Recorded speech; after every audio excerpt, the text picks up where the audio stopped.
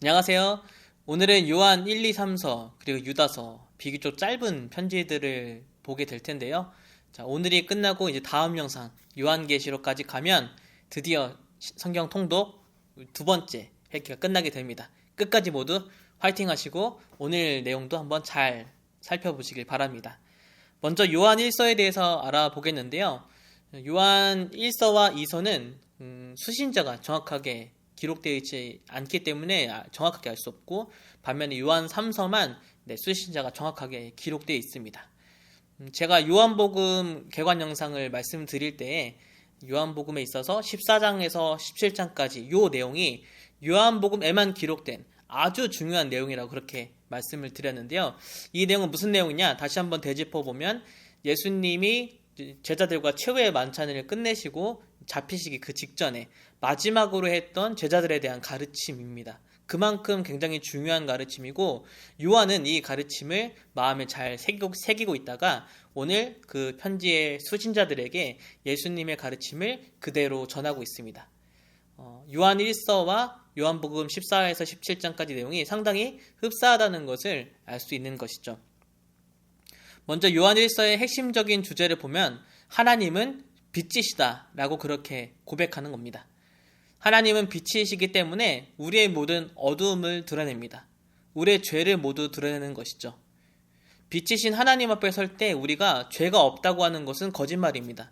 요한일서도 이렇게 얘기하고 있는데, 만일 우리가 죄가 없다고 말하면 스스로 속이고 또 진리가 우리 속에 있지 아니할 것이요, 만일 우리가 우리의 죄를 자백하면 그는 미쁘시고 의로사 우리 죄를 사하시며 모든 불의에서 깨끗하게 하실 것이라, 그렇게 얘기하고 있습니다.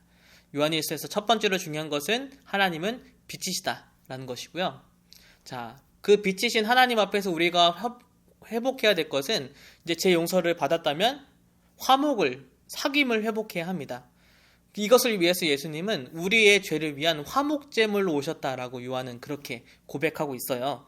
그렇게 예수님이 우리의 화목제물이 되어주셨기 때문에 이제 우리는 하나님과 화목하고 사귐을 회복할 수 있고요. 그리고 이제 서로를 향하여서 화목하고 사귐을 회복해야만 합니다.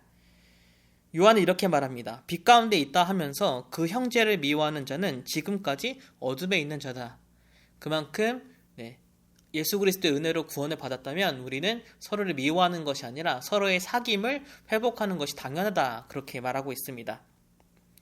그리고 이러한 가르침은 요한복음 14장에서 17장까지 아주 중요하게 나오고, 예수님의 그 마지막 기도도 우리 서로 안의 화목을, 굉장히 사귐을 강조했던 것을 보면 그 가르침을 그대로 요한은 지금 이제 이 수신자들에게 전하고 있다고 볼 수 있습니다. 마지막으로 화목과 사귐의 핵심은 바로 사랑이죠. 우리가 하나님과 화목해 하기 위해서, 또 우리 서로 화목해 하기 위해서 우리의 화목제물 되어주신 예수님은 우리를 사랑하셨기 때문에 자신의 목숨을 내어주신 것입니다. 그가 우리를 위하여 목숨을 버리셨으니 우리가 이로써 사랑을 알고 우리도 형제를 위하여 목숨을 버리는 것이 마땅하니라, 그렇게 이야기하고 있습니다. 이것은 예수님이 제자들에게도 말씀하신 거죠. 사람이 친구를 위하여서 목숨을 버리면 이보다 더 큰 사랑이 없나니, 예수님은 가르쳐주면서 나는 너희를 친구라 부른다, 그렇게 말씀하시기도 하셨죠. 또한 요한복음 15장은 가장 이제 중요한 세 계명은 바로 서로 사랑하라 라는 거라고 말씀하셨는데, 오늘 요한일서에도 보면 그의 계명은 이것이니 곧 그 아들 예수 그리스도의 이름을 믿고 그가 우리에게 주신 계명대로 서로 사랑하라 할 것이다. 이처럼 요한이 강조하고 있는 것은 사랑이고 또 서로 사랑하라고 그렇게 이야기하고 있습니다. 심지어 요한은 이거보다 한 발 더 나가서서 하나님은 사랑이시다라고 그렇게 고백을 합니다. 사랑하는 자들아, 우리가 서로 사랑하자. 사랑은 하나님께 속한 것이니 사랑하는 자마다 하나님으로부터 나서 하나님을 알고 사랑하지 아니하는 자는 하나님을 알지 못하나니 이는 하나님은 사랑이심이라. 자, 이렇게 요한일서의 명확한 주제를 잘 아시겠죠? 첫 번째, 하나님은 빛이시다. 두 번째, 예수님은 우리를 위한 화목제물로 오셨다. 그리고 마지막 세 번째, 하나님은 사랑이시다. 이러한 큰 주제를 가지고 요한일서를 읽어보면 더 깊이 내용을 알 수 있을 것이고요. 한 가지 더 있다면, 요한일서는 하나님의 아들이 인 예수 그리스도가 육체로 오신 것을 부인하는 자는 적그리스도다. 그렇게 이야기하고 있는데 그 이야기는 요한이서에서 더 자세하게 살펴보도록 하겠습니다. 네, 다음 요한이서는 그 당시 교회를 어지럽히고 있는 이단들에 대해서 어떻게 대처해야 하는지를 알리기 위해서 쓴 편지인데요. 당시 공동체를 흔드는 대표적인 이단은 바로 영지주의였습니다. 많이 들어보셨죠? 영지주의는요, 플라톤 철학에서 이렇게 기인하는 것인데, 플라톤 철학을 간단하게 얘기하자면 바로 육체의 세계, 물질적인 세계는 가짜이고 영적인 세계가 진짜라고 그렇게 이야기하는 사상입니다. 플라톤은 이것을 동굴의 비유로 설명을 했는데, 동굴 안의 세상에서 바깥에 있는 물체를 직접 보지 못하고 그 물체가 비추는 그림자를 통해서 우리가 밖에 있는 것을 알 수 있잖아요. 이 그림자를 보면서 이것이 있구나라고 여기는 그 동굴 안의 세계는 가짜 세계, 우리가 살고 있는 물질적인 세계고, 진짜 세계는 저 밖에 있는 그런 세계다. 근데 우리는 그림자만 볼 뿐이다. 진짜 세계의 그림자를 볼 뿐이다라고 그렇게 이야기하는 게 플라톤의 사상인데, 영지주의는 그걸 그대로 가져왔습니다. 이 육체적인 세계는 가짜고 영적인 세계로 향하는 것이 진짜 구원이다. 영적인 세계로 갈 수 있는 신비함, 그 지식을 아는 것이 구원에 이르는 길이다 라는 것이 영지주의라고 할 수 있겠습니다. 영지주의 사람들은 가연설을 주장했는데, 이게 뭐냐면 바로 예수님이 육체로 오신 것을 부인하는 겁니다. 하나님의 아들이 어떻게 가짜고 실수고 그리고 온전하지도 않은 육체로 올 수 있냐, 그것은 말이 안 된다. 오히려 그리스도가 잠깐 예수의 육체를 빌려서 그렇게 활동을 하다가 십자가를 지기 직전에 그리스도의 영은 떠났다. 이렇게 주장하는 것이 가연설 영지주의자들이었죠. 이에 대해서 요한은 미혹하는 자가 세상에 많이 나왔으니 이는 예수 그리스도께서 육체로 오심을 부인하는 자라. 이런 자가 미혹하는 자요 적그리스도니 라고 강하게 그렇게 경고하고 있습니다. 적그리스도라고 경고하고 있는 거죠. 자, 그렇다면 이 적그리스도에게 미혹되지 않기 위해서 이 이단을 대처하는 방법은 무엇일까요? 가장 중요한 첫 번째는 우리가 예수 그리스도의 가르침에 든든히 서 있는 것입니다.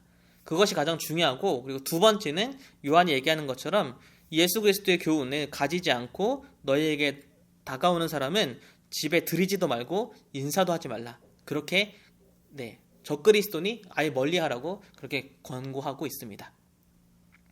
자, 요한의 마지막 서신 요한 3서를 이제 살펴볼 텐데요. 여기는 수신자가 명확합니다. 바로 가이오라고 되어 있는데, 가이오가 어느 교회 출신인지는 정확하게 나오지 않습니다. 하지만 이 가이오에게 편지를 쓴 목적은 바로 그 당시에는 이 교회들에게 복음을 전하는 복음 순례자들이 있는데, 이들을 아주 잘 영접하기를 부탁하는 의미로 편지를 쓰게 됩니다. 그러므로 우리가 이 같은 자들을 영접하는 것이 마땅하니 이는 우리로 진리를 위하여 함께 일하는 자가 되게 하려 함이라. 이 목적을 위해 편지를 썼고, 실제로 가이오가 이런 자들에게 신실하게 영접하고 있는 것에 대해서 칭찬하는 내용도 있습니다. 반면에 교회의 권력을 잡고 이 복음 전도자들을 쫓아내고 또 이들을 옹호하는 자들도 쫓아내는 이러한 자가 있었는데, 그 대표적인 인물이 바로 디오드레베라는 자입니다. 요한은 이 디오드레베에 대해서 강하게 경고하고 있는데, 내가 두어 자를 교회에 썼으니 그들 중에 으뜸되기를 좋아하는 디오드레베가 우리를 맞아들이지 아니하니 그러므로 내가 가면 그 행한 일을 잊지 아니하리라. 그가 악한 말로 우리를 비방하고도 오히려 부족하여 형제들을 맞아들이지도 아니하고 맞아들이고자 하는 자를 금하여 교회에서 내쫓는도다. 이렇게 복음을 전하는 자들을 내쫓고 자기가 높아지기를 원하고 자기만의 세상을 만들려고 하는 이런 디오드레베 같은 자들에게 강하게 권하는 것이 요한3서의 중요한 내용이고요. 마지막에는 선한 자를 본받고 악한 자, 이 디오드레베 같은 악한 자를 본받지 말라고 기록하고 있는데, 이 선한 자의 대표적인 인물은 바로 12절에 나오는데 데메드리오라는 사람입니다. 이 사람을 본받으라고 편지를 기록하고 있습니다. 마지막은 유다서입니다. 유다서는 예수님의 동생 유다가 기록했죠. 바로 예수님의 또 다른 동생 야고보와 형제죠. 야고보서를 기록한 야고보와 형제사인 유다입니다. 유다서의 사절을 보면요, 그 당시 교회에는 경건하지 않고 우리 하나님의 은혜를 도리어 방탕한 것으로 바꾸고 홀로 하나이신 주제 곧 우리 주 예수 그리스도를 부인하는 자들이 교회 안에 많았습니다. 미혹하는 자들, 적그리스도, 이단의 가르침 이런 것이 교회에 아주 많았다는 거죠. 요한 1, 2, 3서의 상황과 굉장히 유사한 상황입니다. 자, 이들에 대해서 어떻게 할 것인가? 이것이 유다서의 기록 목적인데요. 사랑하는 자들아, 우리가 일반으로 받은 구원에 관하여 내가 너에게 편지하려는 생각이 간절하던 차에 성도에게 단번에 주는 믿음의 도를 위하여 힘써 싸우라는 편지를 너에게 권하여야 할 필요를 느꼈다. 그렇기 위해서 편지를 쓴다라고 기록하고 있습니다. 원래는 이 구원에 대한 이 여러 가지 교리를 정리하기 위해서 편지를 쓰려고 했는데 이런 급박한 상황 때문에 잠깐 이걸 접어두고 이제 믿음으로 싸우라는 그러한 권면을 하기 위해서 지금 유다서를 쓰고 있다는 것입니다. 유다는 지금 교회를 어지럽히고 그리스도를 부인하는 자들에 대한 심판의 메시지를 아주 강하게 하고 있는데 이 부분은 베드로후서 2장과 굉장히 흡사한 부분입니다. 베드로도 이들에 대해서 강하게 경고하고 있고 유다도 그 베드로와 같이 아주 강한 말로 지금 이 그리스도를 부인하고 교회를 방탕하게 하는 자들에게 대해서 권하고 있는 것입니다.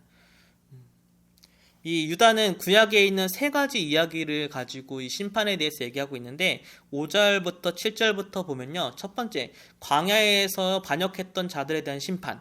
그리고 두 번째, 자신의 지위를 지키지 않고 떠난 천사들에 대한 심판. 그리고 마지막 세 번째는 소돔과 고모라에 대한 심판. 이 세 가지 이야기를 들면서 이와 마찬가지로 하나님은 지금 너희들을 심판할 것이다. 그렇게 말하고 있는 거죠. 그리고 또 다른 부분에서는 바로 가인과 발람과 그리고 고라의 그 패역한 행동이 지금 이들의 행동과 똑같기 때문에 하나님은 결코 용서하지 않고 심판하실 거라. 이렇게 얘기하고 있습니다. 이렇게 유다는 구약의 6가지 이야기를 인용해서 하나님의 심판에 대해서 말하고 있는데요. 이것을 통해서 알 수 있는 건 이 편지를 받는 사람들이 유대인 그리스도인이구나 라는 걸 알 수 있습니다. 구약에 대해서 잘 알고 이 이야기들에 대해서 능통한 사람들에게 편지를 쓰는 거죠. 뿐만 아니라 유다는 이 유대인 그리스도인들이 잘 알고 있는 외경의 이야기들도 인용해서 그렇게 편지를 쓰고 있는데요.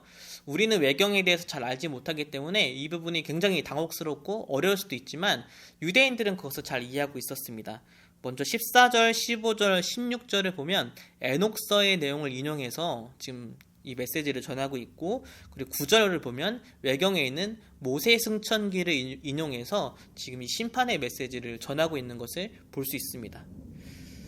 외경이 성경에 기록되어 있다고? 이 상당히 혼란스러울 수 있지만 사실 외경에 있는 많은 내용들이 우리 그 성경에 여러 군데에 이렇게 분포되어 있습니다. 우리가 외경은 잘 모르지만 이것을 통해서 어떤 의미를 전달하려고 하는지 그 의미를 생각하면 이것과 상관없이 우리가 잘 읽을 수 있을 거라고 생각됩니다. 마지막으로 유다는 이 적그리스도의 미혹에 대해서 우리 스스로는 어떻게 우리 자신을 지켜야 되는지 마지막으로 이야기하고 있는데, 사랑하는 자들아, 너희는 너희의 지극히 거룩한 믿음 위에 자신을 세우며 성령으로 기도하며 하나님의 사랑 안에서 자신을 지키며 영생에 이르도록 우리 주 예수 그리스도의 긍휼을 기다리라. 이렇게 스스로도 믿음 안에 잘 서 있으라고 그렇게 권하고 있습니다. 자, 오늘 이렇게 우리가 요한 1, 2, 3서 그리고 유다서를 봤는데, 대체적으로 내용은 교회를 미혹하는 적그리스도에 대해서 어떻게 우리가 대처해야 되는지에 대한 부분들을 4권의 편지를 통해서 보게 되었습니다. 우리도 이런 이단의 미혹에 흔들리지 않기 위해서는 우리 스스로 믿음을 잘 지켜야 하고, 우리가 성경통도 지금 열심히 하고 있잖아요. 이것을 통해서 예수 그리스도의 가르침이 무엇인지를 분명하게 알고, 아는 것뿐만 아니라 순종하면서 잘 살아가야지만 우리가 흔들리지 않을 뿐더러 교회의 든든한 리더로서, 교회를 세우는 사람으로서 설 수 있다는 것을 다시 한번 기억했으면 좋겠습니다. 자, 그럼 저는 마지막 요한계시를 통해서 찾아오도록 하겠습니다. 감사합니다.